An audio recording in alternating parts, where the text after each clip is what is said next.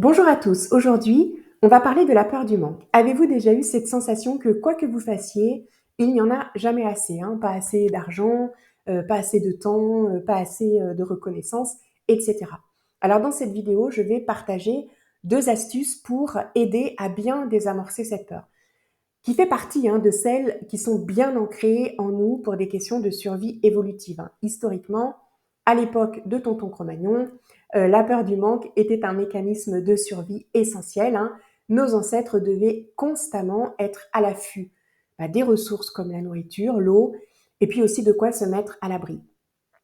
Et cette sensibilité, elle s'est transmise à travers les générations, ce qui fait que la peur du manque est profondément ancrée dans notre psychologie. Alors, cette peur aujourd'hui, elle est aussi renforcée par le conditionnement social parce que dès notre jeune âge, nous sommes souvent conditionnés à associer la réussite et la sécurité à l'abondance de ressources.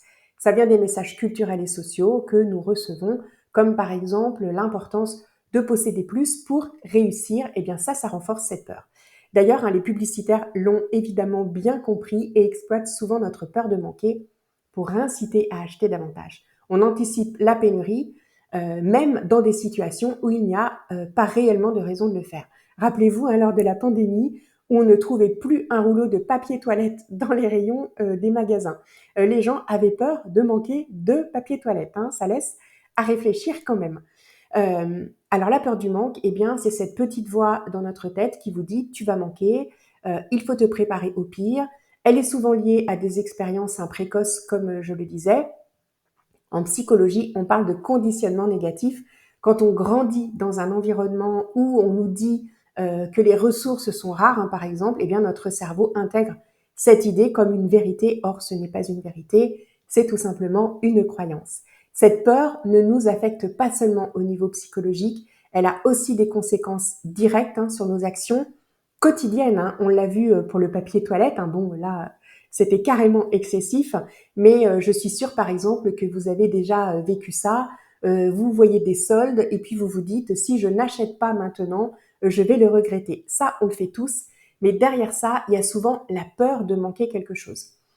Un autre exemple qui va probablement parler à beaucoup de monde, vous invitez des amis à dîner chez vous, vous avez tellement peur de ne pas avoir assez à manger que vous préparez une quantité astronomique de plats, on dirait que vous organisez un banquet royal, vous avez tellement de restes que même un concours de bouffe aurait du mal à écouler tout ça. Eh bien, c'est souvent cette peur de manquer qui nous pousse à préparer autant de nourriture, alors que 3 chips mayo auraient largement suffi et fait plaisir à tout le monde probablement. Alors au final, on se retrouve à gaspiller de l'énergie mentale et physique aussi, à anticiper des pénuries qui n'existent pas. Alors la première astuce pour déconstruire cette peur, eh bien, c'est de reconnaître cette peur tout simplement. La prochaine fois que vous avez conscience d'une réaction ou d'une pensée en lien avec le manque, demandez-vous simplement, est-ce que c'est la réalité? Est-ce que je vais vraiment manquer? Ou bien est-ce que c'est juste ma peur qui parle? C'est essentiel de séparer l'effet de l'anxiété. La peur diminue immédiatement quand on la regarde avec lucidité. C'est un peu comme voir un monstre dans l'ombre, puis vous allumez la lumière et là vous réalisez qu'il s'agit juste d'un tas de vêtements qui est posé sur une chaise. Votre peur sera immédiatement diminuée parce que vous engagez votre cerveau rationnel, celui qui est capable de prendre du recul et de vérifier si la menace est réelle ou pas. En fait, vous donnez moins de pouvoir à la peur, qui repose souvent sur des scénarios catastrophiques imaginaires. Alors, une autre astuce, celle-ci est prouvée scientifiquement et je ne vous apprendrai rien probablement, c'est de pratiquer la gratitude. Moi, j'ai déjà fait des vidéos sur la gratitude, vous pouvez les retrouver sur ma chaîne. Des études montrent que la gratitude diminue l'impact de la peur et du stress sur le cerveau. Il y a un chercheur en 2003 qui s'appelle Robert Emmons qui a prouvé que tenir un journal de gratitude augmentait le bien-être et réduisait les émotions négatives. Alors, je vous le dis tout de suite, il n'est pas utile de tenir un journal. Vous pouvez le faire, bien sûr, mais très souvent, ça ne fonctionne pas, en tout cas pas sur la durée, parce que ça devient une contrainte. Et on ne tient pas justement sur la durée avec une contrainte. Il faut que ce soit du plaisir. Donc, si ça vous fait plaisir, c'est OK. Sinon, la gratitude, eh bien, ça se pratique au quotidien. C'est un état d'esprit, tout simplement. C'est une manière naturelle d'apprécier les moments simples de la vie, dire merci aussi souvent que possible. Chaque fois que vous appréciez quelque chose, comme un sourire, le ciel bleu, le fait d'avoir de l'eau, des jambes, des bras, de quoi manger, un lit, un verre d'eau, un stylo pour écrire.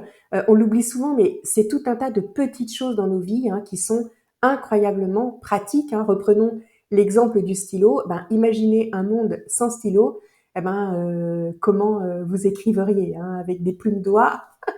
Alors la prochaine fois que vous prenez un stylo en main, n'oubliez pas de lui dire merci. Bref, vous voyez, la gratitude, c'est être reconnaissant et on a mille occasions de l'être. La gratitude, vous êtes à reprogrammer votre cerveau pour qu'il se concentre sur l'abondance, ce qui diminue la sensation de manque et donc les peurs qui y sont liées.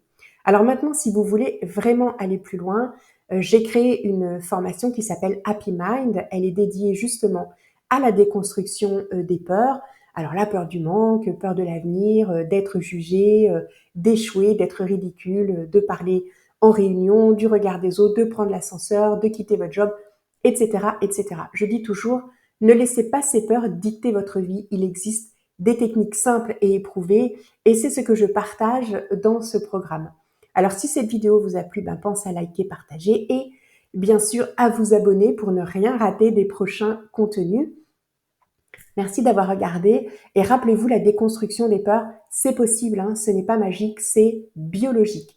Et tout le monde en est capable. Je vous dis à bientôt dans une prochaine vidéo.